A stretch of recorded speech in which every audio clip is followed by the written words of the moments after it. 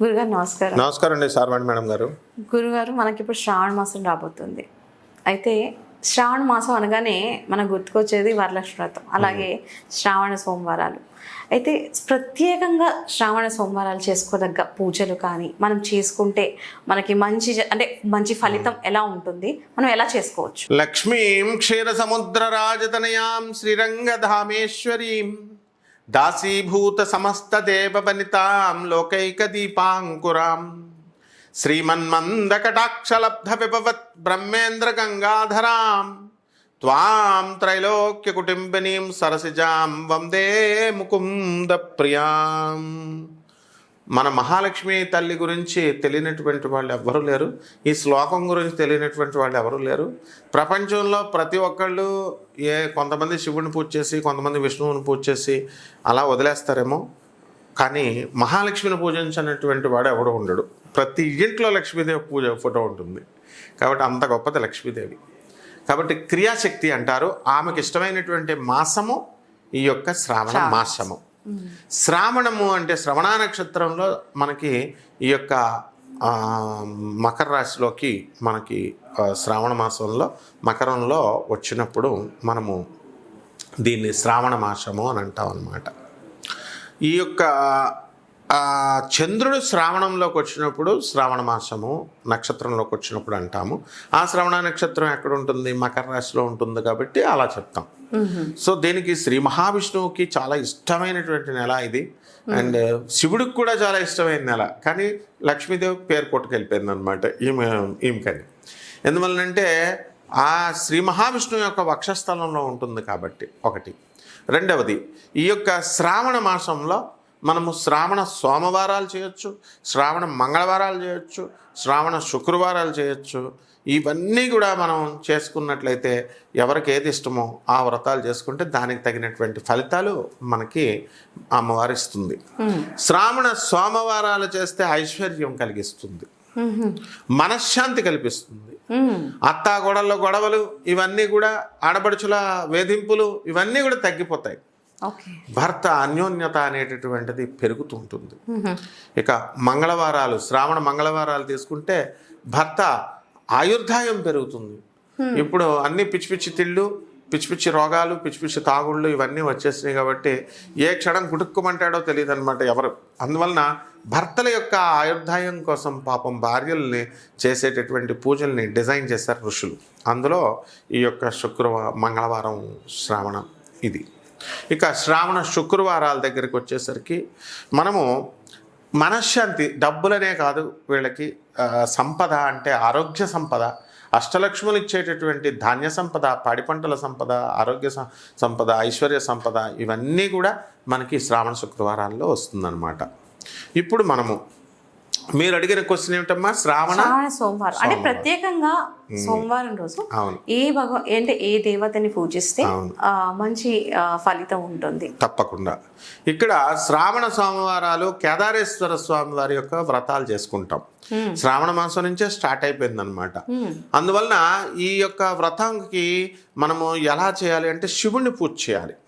సాక్షాత్తు పరమేశ్వరుడు, పార్వతీదేవి ఇద్దరూ పక్కపక్కన కూర్చుని ఉండగా మనకి శృంగి, భృంగి ఇలాంటి మొత్తం శైవ భటులంతా కూడా వాళ్ళను నాట్యాలు చేస్తున్నారు.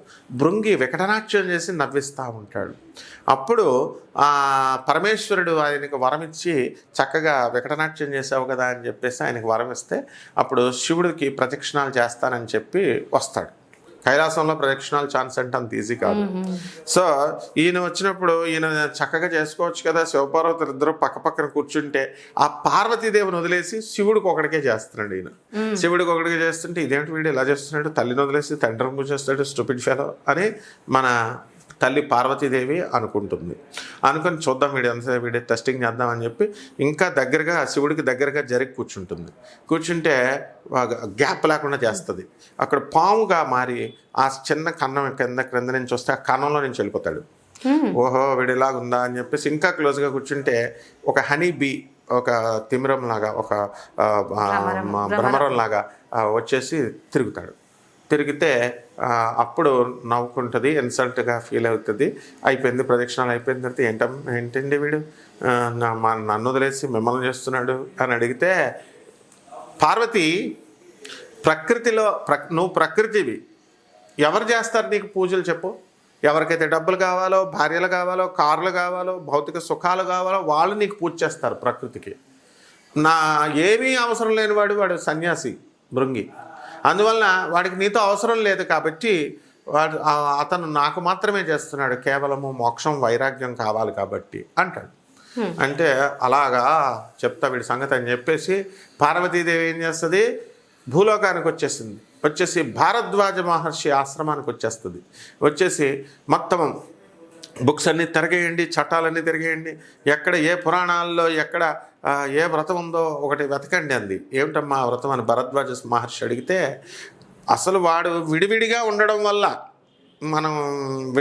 వాడు నన్ను వదిలేసి ప్రదక్షిణాలు చేశాడు, అసలు నేను అర్ధశరీరం అయిపోవాలా అంటే ఆమె ఒక్కత్తకే అనుకుంటున్నారు. కాదు, ఆమె అడిగిన వ్రతము ఈ రోజున సమస్త భార్యాభర్తలు ఇద్దరు కూడా ఒకే శరీరంలో అర్ధభాగం, భార్య భర్త యొక్క అర్ధభాగం, ఆ రోజు నుంచే అర్ధాంగి అన్న పేరు వచ్చిందనమాట. మొత్తం మహిళలందరికీ వరం ఇచ్చేయడానికి ఆ వ్రతం అడిగిందాం. అడిగితే అమ్మ ఒక వ్రతం దొరికిందమ్మా, కాచాయని వ్రతం అని చెప్పారు. సరే చేసేద్దామని చెప్పేసి ఆమె ఆ నియమాలు ఏమిటి, అదే ఇప్పుడు శ్రావణ సోమవారం నాడు చేయాల్సింది జనం. కేదార స్వామి వారి యొక్క పటం పెట్టుకోవాలా, కలశాన్ని పెట్టుకోవాలి, ఎర్రని జాకెట్ గుడ్డ, మామిడి ఆకులు ఇవన్నీ పెట్టేసి చక్కగా కలశానికి ఒక తాడు కట్టేసి పసుపు కొమ్ముతో 9 knots 9 ముళ్ళు వేసి ఈ యొక్క పసుపు కొమ్మును పెట్టాలి. పెట్టిన తర్వాత ఒక ఎండు కొబ్బరికాయ కానీ లేకపోతే మామూలు కొబ్బరికాయ కలశంలాగా ఏర్పాటు చేసి ఓం అని రాసేసి ఒక చక్కగా క్రింద ఒక తెల్లని గుడ్డ వేసి టవల్ వేసి దాని మీద బియ్యం పోసి దాని మీద ఈ యొక్క కలశాన్ని పెట్టి పసుపు వినాయకుడిని తయారు చేసి మనము గణపతి పూజ, పంచలోక పాలకుల పూజ, చాలామంది ఇది మీరు చెప్తున్నారు బాగుంది, కానీ అందరికీ కేదార నోములు ఉండవు కదా, ఉండని వాళ్ళు కూడా చేసుకోవచ్చు. నోములాగా చేయక్కర్లేదు, మామూలుగా చేసుకోవచ్చు. అదే చెప్తున్నా. ఇది ఇప్పుడు నోములు ఉన్న వాళ్ళు తోరాలు పెట్టాలి, నోములు లేని వాళ్ళ తోరాలు లేకుండా పూజ చేయొచ్చు. అది ఇక్కడ తేడా. ఇక్కడ ఈ యొక్క వినాయకుడికి పంచలోక పాలకులు అంటే గౌరీ, వినాయకుడు, బ్రహ్మ, విష్ణు, మహేశ్వర్లు అనమాట. సో వాళ్ళకి పూజ చేసిన తర్వాత నవగ్రహాలకి ఆది నవగ్రహ దేవతాభ్యో నమః, మళ్ళీ ఇంద్రాది అష్టదిక్పాలక దేవతాభ్యో నమః అని చేసి చాలామంది సత్యనారాయణ స్వామి వ్రతం కూడా చేస్తారు. ఈ కేదార స్వామి వ్రతము తర్వాత సత్యనారాయణ స్వామి వ్రతం తర్వాత ఇది వంశపారంపర్యంగా ఎవరైతే ఈ యొక్క కేదార నోములు నోస్తూ ఉంటారో అటువంటి వాళ్ళ అన్నదమ్ములు విడిపోయేటప్పుడు మైళ్ళు ఎక్కువ వస్తూ ఉంటాయి. ఎవరో బీరకాయ పీచులు చచ్చిపోతున్నా వీళ్ళు ప్రతిరోజు మైల్లో వీళ్ళు పాటించాల్సి వస్తుంది, ఒకే ఇంటి పేరు వాళ్ళు. అందుకని విడగొట్టేసుకున్నప్పుడు పాత తోరాలతో పాటు ఈ యొక్క కొత్త తోరాలని కూడా అందులో కలుపుతూ ఉంటారనమాట. సో ఈ యొక్క తోర పూజ అనేటటువంటిది కేదార స్వామి వ్రతం కింద కాకుండా కార్తీక సోమవారం పూజగా చేసుకోవచ్చు. అది కార్తీక మాసంలో అక్కడ ఎలాగో ఇక్కడి నుంచి మొదలై కార్తీక వరకు శ్రావణ మాసం నుంచే స్టార్ట్ అయిపోతాయి. శ్రావణము, భాద్రపదము, ఆశ్వీజము, కార్తీకం వరకు 4 చాతుర్మాస్యాలు స్టార్ట్ అయిపోతాయి.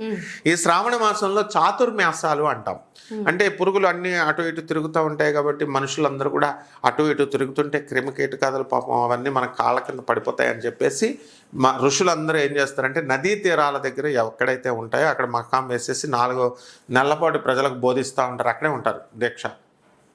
సో ఈ రోజున అందరూ కూడా ఈ యొక్క శ్రావణ సోమవారం రోజున శివుడికి పూజ చేసి కలశం పెట్టి శివుడికి పూజ చేసి ఆ తర్వాత శివుడికి అభిషేకం చేసుకోగలిగినటువంటి వాళ్ళు అభిషేకం చేసుకోవచ్చు. నమ్మకం చమకం ఉన్నటువంటి వాళ్ళు, లేనటువంటి వాళ్ళు ఓం నమః శివాయ అన్న మంత్రంతో చేసుకోవచ్చు. శివుడికి అష్టోత్తరాలు వందే శంభం ఉమాపతిం స్వరగురుం వందే జగత్కారణం వందే పన్నగభూషణం మృగధరం వందే పశూనాం పతిం వందే సూర్య శశాంకవన్హినయనం వందే ముకుంద ప్రియం వందే భక్తజనాశ్రయం చ వరదం వందే శివం శంకరం. ఓం శ్రీ దుర్గామల్లేశ్వరాభ్యాం నమః. ఆ విధంగా శివుడికి నమస్కారం చేసుకోవచ్చు. మరి అభిషేకం చేసుకుని ప్రసాదం అంటారా, నైవేద్యం ప్రత్యేకంగా పులిహార నివేదన చేసి స్వామివారికి చక్కగా అరటిపళ్ళు, పుష్పాలు, అందులో నీలశంఖం పువ్వులు ఉంటే మంచిది, మారేడాకులు తెచ్చుకొని పరమేశ్వరుడికి చేసినట్లయితే ఈ ఈ విధంగా 5 సోమవారాలు వస్తాయి. మినిమం 4 వారాలు ఉంటాయి. 4 నుంచి 5 వారాలతో క్లోజ్ అవుతుంది. ఎవరైతే చేస్తారో సమృద్ధిగా దారిద్ర బాధల్లో ఉన్నటువంటి వాళ్ళందరూ కూడా వీళ్ళకి దరిద్ర బాధలు పోయి బ్రహ్మాండమైనటువంటి ఐశ్వర్యం లభిస్తుందమ్మా. ఇందుకి ఇది వ్రతంగా చేసుకునేటటువంటి వాళ్ళు కేదార నోము వ్రత కథ ఉంటుంది. ఆ పుస్తకం చదువుకొని చక్కగా దీపాలు అవన్నీ కూడా చేసుకుని నువ్వుల నూనెతో దీపం పని చేయొచ్చు, ఆవు నెయ్యితో కూడా దీపం చేయొచ్చు, అష్టోత్తర పూజ, తర్వాత పంచోపచారాలు చేసుకుని. ప్రత్యేకంగా ఈ సమయంలో చేయాలని ఏమైనా ఉంటుందా? ఉదయం చేసుకుంటే మంచిది. ప్రదోష సమయం ఉదయం కుదరని వాళ్ళు ఈవినింగ్ ప్రదోష ఆవులు ఇంటికి వచ్చేసే సమయము ప్రదోష సమయం, సాయంకాల సమయం. మగవాళ్ళు పాపం డ్యూటీకి వెళ్ళిపోతారు కదా, వెళ్ళిపోయేటప్పుడు లేడీస్ కూడా డ్యూటీయే కదా, అప్పుడు ప్రొద్దున్న మాటలు బిజీగా ఉంటారు. అందువలన మనం తెల్లవారుజామున 1 గంటకో నిద్ర లేవడం, 3 గంటల లోపల పూర్తయిపోవాలని ఇలా చెప్తున్నారు. అంత అవసరం లేదు.